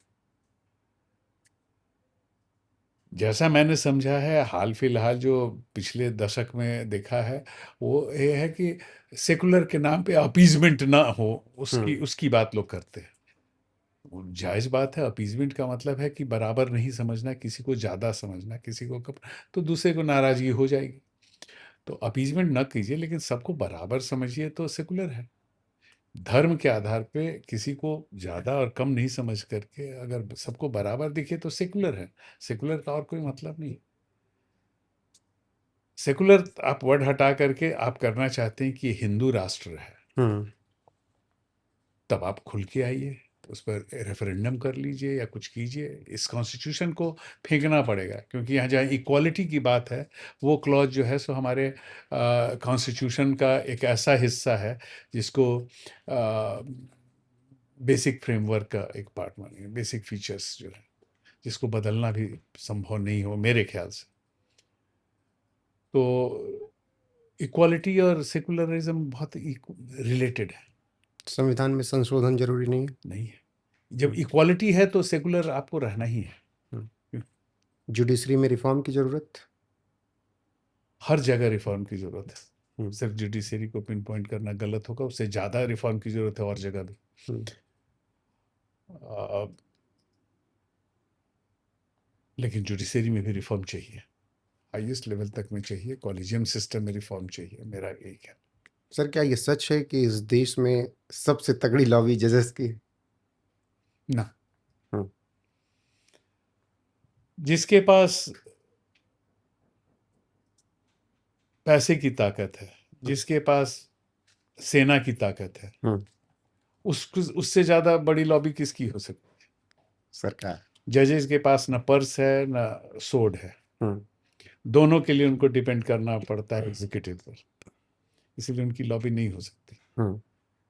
उनको कंट्रोल कैसे किया जाए, ये गेम हमेशा से चलता था और चलेगा, क्योंकि वो सबसे बड़े ऑब्स्टिकल हैं मनमानी करने में, जिसके लिए कि एग्जीक्यूटिव जनरली चाहती है कि फ्री हैंड मिले। कॉन्स्टिट्यूशन का मतलब हम ही समझें, हम ही समझाएं और हम फ्री रहें। वो काम जब जुडिशरी को दे दिया जाता है तो लोगों को अखरता है, और तब जो है सो ये लॉबी की बात होती है कि जजेस की कोई लॉबी नहीं। जजेस को तो अपने जजमेंट से बात करते हैं, उनको कंट्रोल करने के लिए दूसरी लॉबियाँ एक्टिव हो सकती हैं। जैसे कि कोई लॉबी ऐसी नहीं हो सकती है जो स्ट्रांग हो। हम्म। अपने आप को प्रोटेक्ट करने के लिए अगर कुछ लोग बात करते हैं तो वो भी हम देखते हैं कि रिटायर्ड लोग ही बात करते हैं, सर्विस में रहते हुए कोई नहीं बात करता, और ये अच्छी चीज़ है। हम्म। जजेस को बाहर नहीं बात करनी चाहिए। तमाम बार बातें ऐसी होती हैं कि अगर जजेस को कुछ खराब लगता है तो वो स्वतः संज्ञान ले लेते हैं, कई सीधे मामलों में स्वतः संज्ञान नहीं लेते हैं। हम्म। जब आपने सुप्रीम कोर्ट और हाई कोर्ट को दे दिया है guardian of the constitution, states में हाईएस्ट कोर्ट हैं हाई कोर्ट्स, सब मामला सुप्रीम कोर्ट तक नहीं पहुंचना चाहिए। कॉन्स्टिट्यूशन की देखभाल उसके गार्जियनशिप का रोल है। तो जब तक कोई हिम्मत न जुटाए और केस न करे, तब तक गार्जियन सोता रहे और बच्चा रोता रहे, ये तो सही नहीं है। तो स्वयं संज्ञान की परंपरा काफ़ी अब पुरानी हो चली है, बहुत हेल्दी परंपरा है। नहीं तो गार्जियनशिप का कोई मतलब नहीं है। हम्म। फिर कॉन्स्टिट्यूशन को कोई रौंद रहा हो, आप नहीं देख कर भी अनदेखा कीजिए, और किसी को आपके यहाँ फाइल नहीं करने दिया जाए, ना आने दिया जाए, तो आप हेल्पलेस हैं। ऐसे लाचारी की स्थिति नहीं हो सकती है हाईएस्ट कोर्ट में, जिसको कि आपने गार्डियन ऑफ द कॉन्स्टिट्यूशन बनाया, सारे फंडामेंटल राइट्स का गार्डियन बनाया। स्ट्रीट डॉग को लेकर जो सर फैसला किया गया, उस छोटे पर आपका नजरिया छोटा सा क्या है? इशू है। ह्यूमन लाइफ्स का वैल्यू हमेशा से रहा है। हम्म। जब वो डेंजर में आता है तो हम्म। सरकार को जगना चाहिए, सरकार नहीं जगती है तो सुप्रीम कोर्ट जगा रहा है। 19-20 हो सकता है, समय ज़्यादा लग सकता है, अरेंजमेंट कीजिए, लेकिन जब तक इशू बहुत बड़ा नहीं हो जाए तब तक मैं देख रहा हूँ कि अथॉरिटीज जो है सो एक्शन नहीं ले रहे हैं, इसीलिए कोर्ट को इस तरह का एक्सट्रीम ऑर्डर करना पड़ रहा है। अथॉरिटीज ने अपनी जिम्मेदारी संभाली होती तो ये नहीं दिन ना संभाली आता। होती तो ये ऑर्डर कभी नहीं आता। हम्म। अगर रैबीज किसी को नहीं होता, कुत्तों के काटने से सबको एंटी रैबीज पड़ा रहता, अगर सब न्यूटर किए रहते तो इतने अग्रेसिव नहीं होते, और उनकी देखभाल के लिए और जिम्मेवारी ली जाती, उनकी संख्या कम रखी जाती। अब सर एक आपका फैसला था रिलीजियस प्लेस मैनेजमेंट और कामाख्या मंदिर का जजमेंट जो था, हम्म। उसको लेकर बहुत चर्चा होती है। वो क्या था, थोड़ा विस्तार से समझाइएगा, जहाँ तक बताइएगा। मुझे याद पड़ता है, पुरानी बात हो गई है उसमें, कामाख्या मंदिर में पुरानी परंपरा जो चल रही थी मैनेजमेंट की और उनके चुनाव की, उसको चुनौती दी गई थी। जो पार्टी यहाँ अपील में आया था सुप्रीम कोर्ट में, एक पार्टी कम से कम, हम्म। और उनका कहना था कि नया सिस्टम आना चाहिए उसमें। जो पहले से लोग जो चुनाव करते आ रहे हैं, कुछ परिवार के हैं, पुजारियों के, उनके अलावे लोगों को भी राइट मिलना चाहिए। और उनके कम से कम उनके घर की महिलाओं को भी वोट करने के लिए, निर्णय लेने में पार्टिसिपेट करना चाहिए। गर्भगृह में जाने की और लोगों को भी पूजा करने की अनुमति मिलनी चाहिए, करवाने की, पूजा करवाने की अनुमति। तो कुछ परंपरा से अलग डिमांड हो रहा था, ग्राउंड्स बहुत से थे। ये भी था कि महिलाओं को बराबर अधिकार नहीं दिया गया है चुनाव करने में। तो मैंने देखा कि उसमें कोर रिलीजियस एक्टिविटीज जिसमें गवर्नमेंट इंटरफियर नहीं कर सकती है या कोई इंटरफियर नहीं करे, कोर्ट भी नहीं, वो और नॉन रिलीजियस या पेरिफेरल एक्टिविटीज़ को डिसाइड करना थोड़ा मुश्किल था। स्टडी की ज़रूरत थी, हम्म। जो स्टडी नहीं हुआ था। सीधे सुप्रीम कोर्ट के स्टेज में उस पर बहस हो रहा था। तो मैंने कहा कि देखिए, सरकार को पावर संविधान में है कि अगर ज़रूरी समझे तो फ्रीडम ऑफ रिलीजन को कंट्रोल किया जा सकता है in the interest of the institution और बेटर मैनेजमेंट के लिए, पब्लिक ऑर्डर के लिए। तो सरकार के पास आप जाइए और सरकार के पास ग्रीवांस रखिए, सरकार स्टडी करवाएगी। रिलीजियस एक्टिविटीज़ है या नॉन रिलीजियस एक्टिविटी है, कितना इंटरफेरेंस ज़रूरी है, उस हिसाब से कानून बना सकती है। संविधान इसकी छूट देता है। और अगर गलत कानून बनाता है तो वो दूसरा पार्टी चैलेंज करेगा, तब जुडिशरी देखेगी। हम अगर सीधे सीधे बिना फैक्ट्स स्टैब्लिश नहीं हैं उसमें हम अगर एक रूलिंग दे करके लॉ बना दें, तो फिर उसको चैलेंज करना भी मुश्किल होगा। और हम बहुत कॉन्फिडेंट नहीं थे कि रिलीजियस एक्टिविटीज़ है कि नहीं गर्भगृह में जाके पूजा करवाना। तो हमने कहा कि नहीं, ये सरकार स्टडी करे और उचित समझे तो कानून बनाए, उसको बाद में कोई चाहे तो चैलेंज करता है। इसलिए मैंने कोर्ट के माध्यम से इंटरफेरेंस नहीं अलाउ किया। सर आज आप प्लेसेस ऑफ वर्शिप एक्ट के बारे में क्या टेक रखते हैं? देखिए, प्लेसेस ऑफ वर्शिप एक्ट तो बहुत सिंपल है कि क्वार्टर्स दे दीजिए। बहुत पुराना जो मैटर्स हो चुका है हिस्ट्री में, अब हर जगह खुदाई कर करके ग्रीवांस नहीं उठा सकते हैं, हर मस्जिद पर क्वेश्चन नहीं उठा सकते हैं। तो मुझे नहीं लगता कि उसमें कोई रियल कंट्रोवर्सी और स्कोप है। हम्म। और ये बाकी रहा कि लोग क्या चाहते हैं, कोई पॉलिटिकल पार्टी क्या चाहती है, कोई संस्था क्या चाहती है, ये तो कहना मुश्किल है नियत क्या है। लेकिन ये एक राम जन्मभूमि के बाद कुछ मुद्दा, नया मुद्दा अगर बनाने की कोशिश की जा रही है, तो ये मेरे हिसाब से समाज के लिए बहुत उचित नहीं है।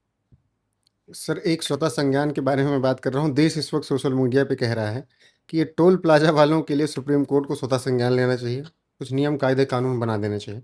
अभी मेरठ के टोल प्लाजा पर एक दैनिक कुमार आ गया। सरकार के पास सारी पावर्स हैं, टोल एक्ट है, उसके अंदर रूल्स बनते हैं। कुछ बनाए हुए इम्प्रूवमेंट की ज़रूरत है, सरकार को करना चाहिए। हम्म। क्योंकि उसमें ऑटोमेटिक रहेगी, अगर इस तरह का रिपोर्ट आता है कि वो फिजिकल वायलेंस कर रहे हैं, ट्रैवलर को पैसा नहीं देने पर पकड़ के बांध रहे हैं, पीट रहे हैं, तो ये तो पावर पुलिस को भी नहीं है। हम्म। सजा देने का काम तो कानून करता है, जुडिशरी करती है। तो इस हालत में उनका कैंसिल होना चाहिए। इस तरह के प्रोविजन हर रूल्स में रहना चाहिए। किसी आरोपी को मारने की परमिशन नहीं है, नहीं है। सबकी डिग्निटी हाँ, है। सबकी डिग्निटी है, ह्यूमन डिग्निटी की बात है। हम्म। तो इस तरह का पावर कोई अगर कॉन्ट्रैक्टर या उसके एम्प्लॉयज कर रहे हैं, तो उन पर तो कठोर कार्रवाई की बिल्कुल अपेक्षित है। और उसके लिए नियम में भी रहना चाहिए, और कॉन्ट्रैक्ट जो एग्रीमेंट हुआ उसमें भी क्लॉज रहना चाहिए। हम्म। अब टोल प्लाजा से ही याद आया, एग्रीमेंट से याद आया, DND toll plaza Delhi Delhi और नोएडा वाला। इस पर जो जजमेंट आया था इलाहाबाद हाई कोर्ट का, ये बड़ा बहुत कंट्रोवर्शियल कह सकते हो बहुत सकते। सही जजमेंट था उसका। क्लॉज हम्म, जैसा मुझे याद पड़ता है। कुछ लोगों को तो वो नहीं पसंद आया ना, जिनको पैसा मिल रहा था। हाँ हाँ, वो क्या था सर, थोड़ा बताइएगा। वो परपिचुअल, एक की जिंदगी नहीं, सबकी जिंदगी में वो कलेक्ट करते जाएंगे। वो क्यों करेंगे, क्या उसका औचित्य है, खर्चे से ज़्यादा क्यों लेंगे, इसका कोई जवाब नहीं था। हम्म, इसीलिए वो बिल्कुल सही फैसला। मतलब ये म- था कि जो ये टोल प्लाजा दिल्ली और नोएडा के बीच बना बि- था, जिंदगी भर इसका पैसा वसूला जाएगा। जिंदगी नहीं, जिंदगी के बहुत दूर तक, हाँ। हमेशा के लिए, इटरनली, परपिचुअली, हम्म, ये जो लोग इस कंपनी के मालिक बनते जाएंगे वो वसूलते जाएंगे। हम्म। राजनीतिक रूप से भी हाथ रहा होगा लोगों का। वो लोगों को फायदा होता होगा, ऐसा तो कभी किसी को गिफ्ट नहीं मिलता है। एक और बहुत सारी बात चलती है देश में एलुमनी की। हम्म। एलुमनी की, अब जैसे ये हुआ कि 10 दिन की शादी है, 7 दिन की शादी है, तलाक लेना है, तो 40 लाख रुपए में मैनेज करो। 2 दिन की शादी हुई, लड़के वाले 20 लाख रुपए दें। मैं नहीं कह रहा कि लड़कियां प्रताड़ित नहीं की गई, उन्हें नहीं मारा गया, लेकिन ये जो एलुमनी वाला कॉन्सेप्ट आ गया है, इस पर कुछ बदलाव आने चाहिए, कुछ नियम कानून होने चाहिए, खासकर पुरुषों के लिए थोड़ा कानून में थोड़ा और ढिलाई हो सकती है। एलिमनी का कानून जो है सो हमारे यहाँ अभी पूरा डेवलप नहीं हुआ है। हम्म, और अभी तक सामाजिक ढांचा ऐसा रहा है कि महिलाएं ही ज़्यादातर अभिनेत्री। विक्टिम्स रहती हैं जी। और उनको मदद की ज़रूरत पड़ती है। कुछ केसेस ऐसे होते हैं जिसमें कि उल्टा दिखाई देता है, फैक्ट्स ऐसे रहते हैं कि लगता है कि विक्टिम महिला नहीं है या वो सक्षम है, हम्म, और जो उसकी मांग है एलिमनी वो बहुत एक्सेसिव है, ऑप्रेसिव है। तो ये तो कोर्ट, न्यायालय को हमेशा फैक्ट्स पर डिसाइड करना है। और जब कोर्ट के हाथ में डिसीजन है तो एक पक्ष बहुत अनुचित मांग कर रहा है, इससे मुझे कोई परेशानी नहीं है। मांगने के लिए लोग तोप मांगते हैं और उनको बंदूक की भी लाइसेंस नहीं मिलती है सरकार से, क्योंकि भरोसे के लायक नहीं है। तो मांगने में क्या बुराई है? मुझे नहीं लगता है कि इसके बारे में बहुत चिंता की ज़रूरत है। हम्म। और कभी कभी कानून ज़्यादा बना देने से वो काउंटर प्रोडक्टिव हो जाता है। कोर्ट पर भरोसा करने की ज़रूरत है।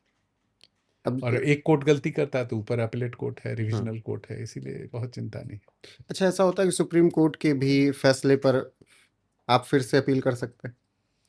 सुप्रीम कोर्ट के फाइनल फैसले के खिलाफ ही रिव्यू तो प्रोवाइडेड है, हम्म, रिव्यू का पावर है। और रिव्यू के ऊपर भी कोर्ट ने खुद दे दिया है कि अगर बहुत बड़ा एरर ऑफ लॉ हुआ हो तो एक और प्रोविजन लोगों ने बना दिया है हम्म, कि आप किसी सीनियर एडवोकेट से वो सर्टिफिकेट लेकर के मूव कर सकते हैं हम्म। करेक्शन के लिए। तो दो दो व्यवस्था है। मतलब लूप होल नहीं है कहीं पे। नहीं, बहुत ज़्यादा है, अच्छा, एक्सेसिव। अब बच्चों का सवाल है पेपर लीक को लेकर, और दूसरा ये बात कि इतनी दूर दूर तक हम लोग को सेंटर दे दिया जाता है। देश की जुडिशरी क्यों नहीं सोचती है थोड़ा सा, सरकारों पर क्यों नकेल नहीं कस देती कि आप 30 40 50 100 किलोमीटर में दे दो भाई, 500 किलोमीटर में सेंटर दे रहे हो। सरकार पे भी प्रेशर है।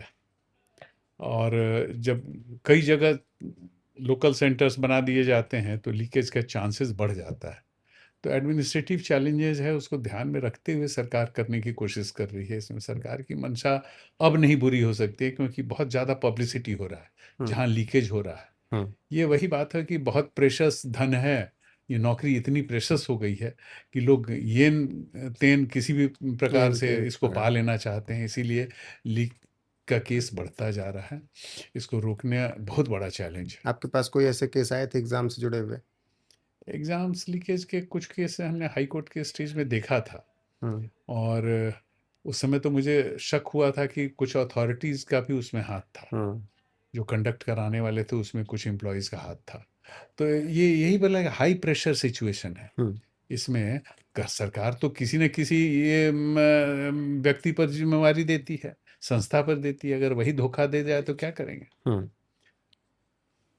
बहुत मुश्किल है। चलिए, अब जल्दी से ख़त्म करते हैं बिहार चुनाव को लेकर और बिहार की राजनीति को लेकर। गठबंधन जिस तरीके से चल रहा है, आप बिहार से आते हैं इसलिए पूछ रहा हूँ, क्योंकि बिहार से अगर आप आते हैं तो बिहार की आप नुमाइंदगी करते हैं। 2025 में चुनाव में जातिगत जनगणना, वोट चोरी, इसके मुद्दे बहुत ज़्यादा हैं। क्या ये चुनाव को प्रभावित कर पाएंगे? मुझे नहीं लगता है कि जनगणना से या एक चोरी के मुद्दे से कोई बहुत ज़्यादा असर पड़ेगा चुनाव पे। हम्म, चुनाव में, वो भी राज्य स्तर पे जो चुनाव होते हैं, असेंबली इलेक्शंस, उसमें मेरे ख्याल से कुछ लोकल इश्यूज और रहते हैं। लोगों को क्या तकलीफ है, हम्म, क्या चाहते हैं, सरकार ने उनको कितना आश्वासन दिया था, कितना पूरा किया है, नहीं पूरा किया है। और बिहार के परिप्रेक्ष्य में तो हमें लगता है कि कास्ट भी इम्पोर्टेंस है, वहाँ कास्ट अलायंस किस लाइन पे जा रहा है। तो ये वोट चोरी और इस पर जाति जनगणना करके नंबर आप जान लिए, इससे नहीं है।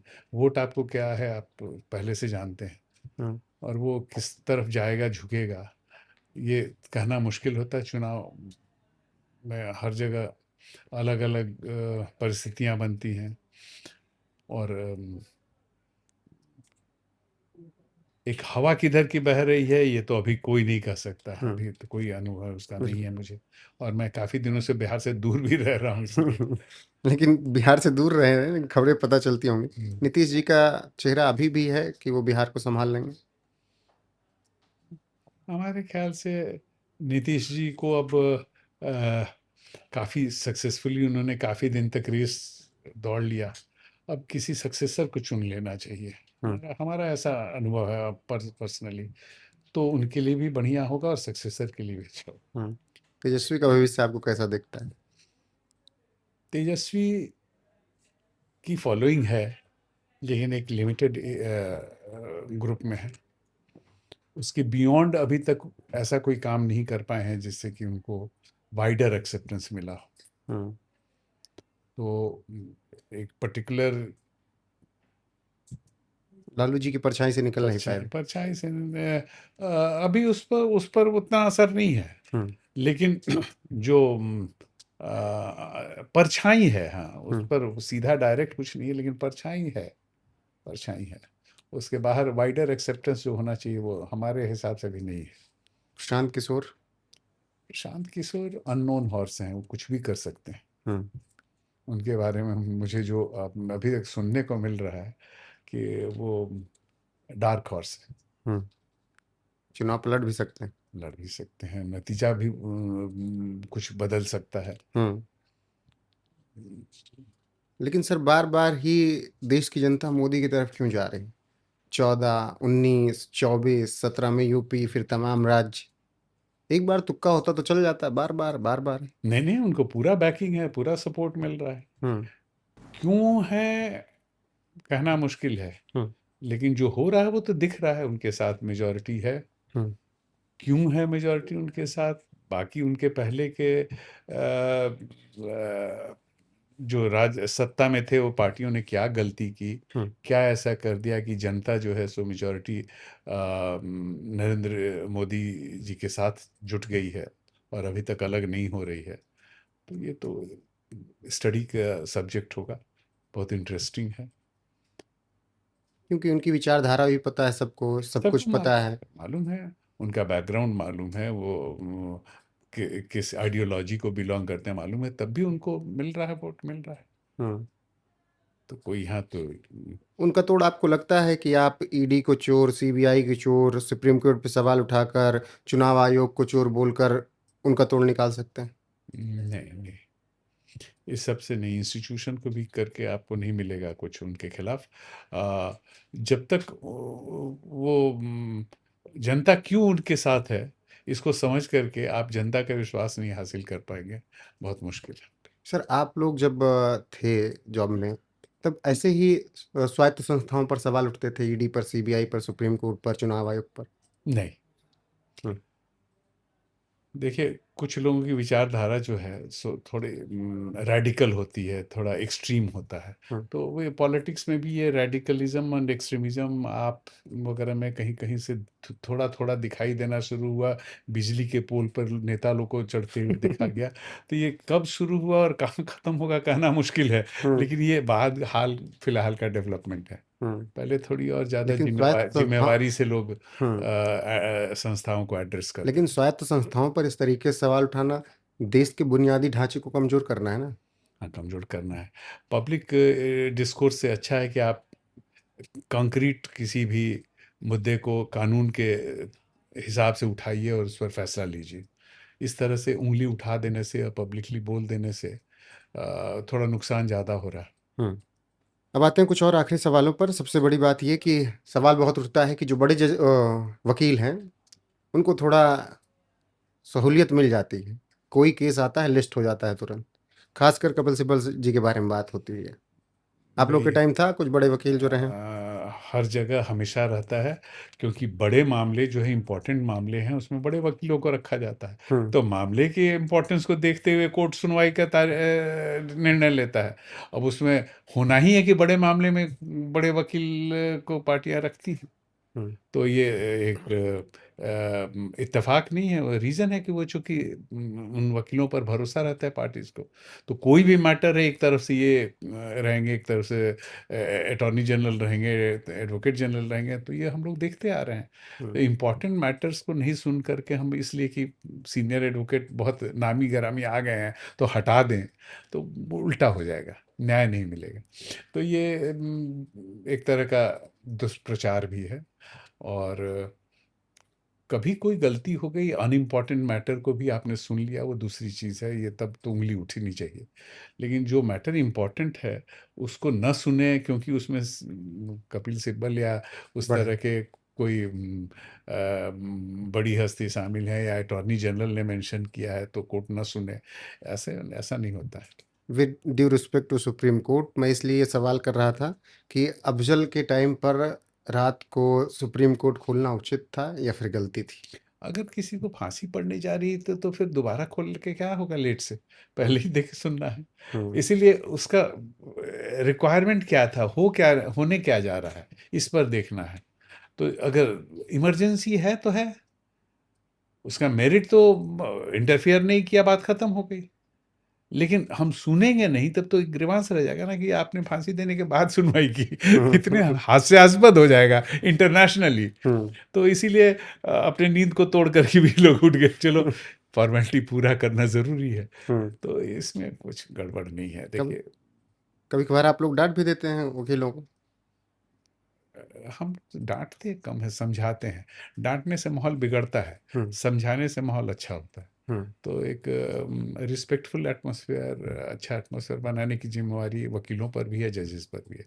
तो हम लोग हमेशा ध्यान देते थे कि बहुत ढंग से समझा दें, और वो कारगर ज़्यादा होता है। जो नए वकील आ रहे हैं, जो आगे चल के कुछ जजेस भी उनको भी बने, उनका समझाने से समझ जाते हैं। उनका और भविष्य आपको कैसा दिख रहा है? अरे कॉम्पिटिटिव वर्ल्ड है हर हम्म जगह, यहाँ भी उनको भी कंपटीशन में जो बेस्ट होगा वो आएगा आगे।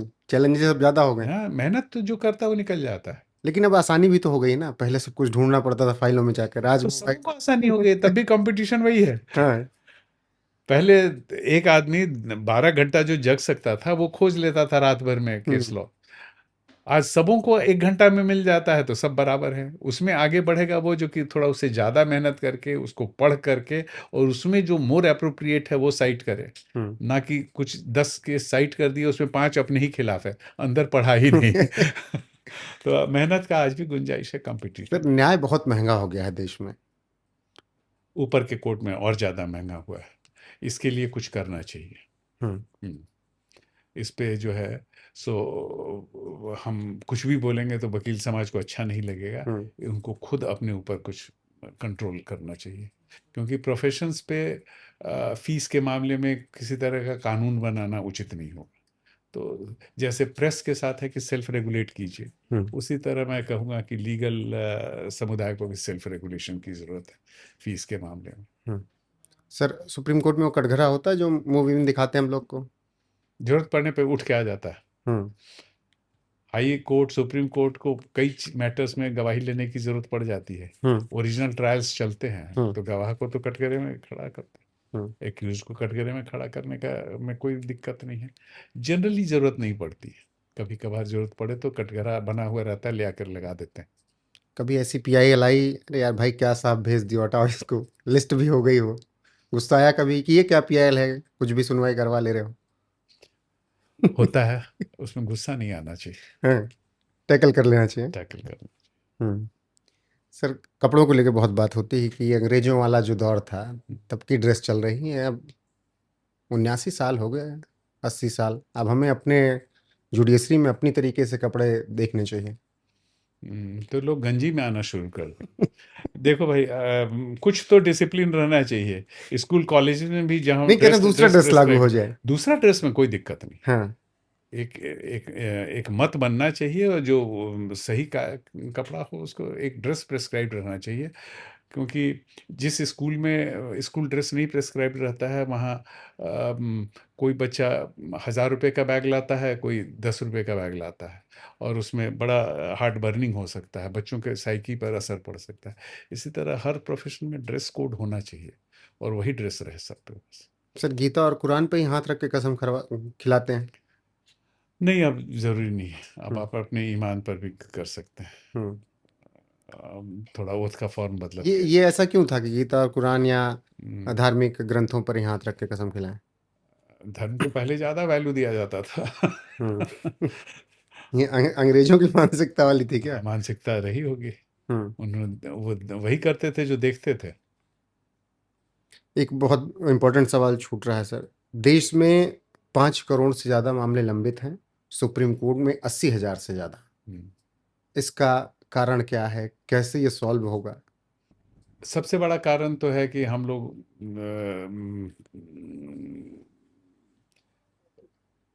जज पॉपुलेशन रेशियो जो मेंटेन होना चाहिए इंटरनेशनल या डिस्ट्रिक्ट्स, उसकी तरफ देखते भी नहीं है, हम्म। ध्यान भी नहीं देते हैं। हम्म। जो इंटरनेशनल स्टैंडर्ड्स हैं जज पॉपुलेशन रेशियो का, उसका हमारे यहाँ 10% भी नहीं है, सब ओवरवर्कड। और नए देशों में सबसे ज़्यादा डेमोक्रेटिक और ज़्यादा ऑर्गेनाइज्ड हिंदुस्तान है, जो 1940-50 के आसपास जो इंडिपेंडेंट हुए कंट्रीज, तो उसमें सबसे बढ़िया हम लोगों का काम चल रहा है in accordance with constitution and law, government stable. तो ये हम लोगों की सक्सेस स्टोरी है। तो उसमें जब हम लोग कॉन्स्टिट्यूशन और लॉ से चल रहे हैं, तो लॉफुल चैलेंजेस भी आएंगे। डेवलपिंग कंट्रीज में तरह तरह के कॉन्ट्रैक्ट्स डिसीजंस होते हैं, वो भी चैलेंज होंगे। किसी का भी थोड़ा भी राइट्स अगर वायलेट होगा तो वो चैलेंज करेगा। अवेयरनेस बढ़ रहा है, पढ़ाई बढ़ रही है, तो वर्कलोड बहुत बढ़ रहा है जुडिशरी के पास, विच इज गुड साइन कि लोगों का कॉन्फिडेंस है तभी आ रहे हैं। या तो डिस्प्यूट स्ट्रीट पे सेटल करो या कोर्ट पे करो, तो कोर्ट में जा रहे हैं, नंबर बढ़ रहा है। लेकिन हमारे जजेस की नंबर कम है, हम्म। बहुत कम है, इसीलिए वर्क प्रेशर है। और ये भी हम कहते हैं किसी की मंशा नहीं है कि इनको स्ट्रॉन्ग करें, जज पॉपुलेशन रेशियो के हिसाब से सारा इंफ्रास्ट्रक्चर बना दें, कोर्ट बना हम्म। दें, और उतने जजेस को बना दें कि हम बांट दें, एरियस कम हो जाएगी। यही वजह है कि तारीख पर तारीख मिलती रहती है। इसलिए कि कम है। हमारे एक मजिस्ट्रेट के पास 500 अगर फाइल दिन में के भर के लिए दिया जाता है, तो अगर 450 में डेट नहीं देगा तो फिर वो फाइल रद्दी में चली जाएंगी। डेट तो देना ही है, 50 ही हैंडल कर सकता है, वहाँ पर 10 और मजिस्ट्रेट होने चाहिए। हम्म। पॉपुलेशन हमारा डिमांड कर रहा है, लेकिन हम नहीं दे पाते हैं। ये पहले तो हम सोचते थे कि हमारा देश गरीब है इसलिए नहीं कर पाता है, लेकिन नहीं, अब तो हम देखते हैं कि देश के पास पैसा बहुत है। बिल्कुल, बस हाँ। एक वहीं पर ये और कि ये कहा जाता है कि छुट्टियां बहुत होती हैं, जज साहब लोगों की छुट्टियां बहुत हाँ, तो अगर वो छुट्टी न दिया जाए तो पढ़ेंगे कब और बढ़िया जजमेंट कैसे देंगे, हैं। हम्म। तैयारी कब करेंगे। हम्म। कुछ तो कम अपने आप कोर्ट्स कर रहे हैं। हम देख रहे हैं कि अब गर्मी छुट्टी में करीब करीब सारे जजेस बैठ जा रहे हैं वोकेशन बेंच के नाम पे सुप्रीम कोर्ट में। तो एरियस की चिंता इसीलिए कर रहे हैं। और जिसको ज़रूरत है वही छुट्टी पूरा ले रहा है, नहीं तो गर्मी छुट्टी में बैठ रहा है। पहले 1 कोर्ट बैठता था, फिर 2 बैठा, 5-5, 10-10 कोर्ट बैठ रहे हैं वेकेशन में। हम्म। तो ऐसा नहीं है कि कोशिश नहीं हो रहा है। सर रिटायरमेंट के बाद आप लोगों को सुविधाएं मिलती हैं? रिटायरमेंट के रिटायरमेंट के बाद सुविधाएं मिलती हैं, प्रोटोकॉल मिलता है आप लोगों को? अरे कुछ प्रोटोकॉल सर्विसेज जब ज़रूरत होती है तो हम लोग माँगते हैं तो मिलता है। हम्म। ठीक सर, आखिर में सर देश के नाम, युवाओं के नाम कुछ संदेश हो तो आप दे दीजिए। देखिए, देश के नाम तो हम संदेश देने में सक्षम नहीं हैं। युवाओं को हमेशा मेरा संदेश रहता है कि मेहनत करो, अपने ऊपर भरोसा रखो, यू विल सक्सीड। बहुत बहुत शुक्रिया सर आपका हमसे बातचीत करने के लिए और हर एक सवाल का बहुत अच्छे से जवाब देने के लिए। और दर्शकों से भी मैं उम्मीद करूंगा कि उन्हें ये बातचीत बहुत पसंद आई होगी। बहुत बहुत शुक्रिया सर आपका। धन्यवाद रोहित। तो ये थे हमारे साथ सुप्रीम कोर्ट के पूर्व जस्टिस शिवा कीर्ति सिंह जी, जिन्होंने हर एक सवाल का विवाकी से राय दिया। बाकी आपको ये बातचीत कैसी लगी बताइएगा जरूर, और बने रहिएगा हमारे साथ लगातार, क्योंकि किसी और शख्सियत से किसी और दिन यहीं पर मुलाकात करवाऊंगा। तब तक के लिए नमस्कार।